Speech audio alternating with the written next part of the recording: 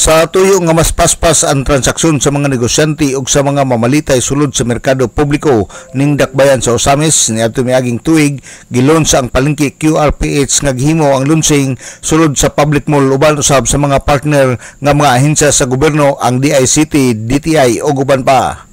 Sa pagkakaroon ang mga negosyante sa public mall ning dakbayan sa Osamis ang mi-adapt sa maong sistema o ganaan na sa 80% ang naka-register o nag-practice ni ining maong sistema sa pagbayad gamit ang GCash.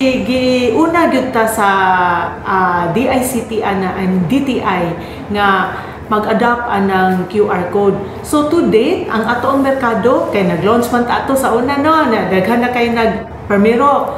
Medyo hesitant pa sila kay unyag mawala kuno ilahang mukalit lang kawala ang kwarta sa ilahang cellphone no, sa kanang kay through cellphone na lagi kuno ang bayad. So karon naana tay more than 80% na ang naka-register sa QR code. So kung mo palit ka dito, pwede na ka din magdala og cash.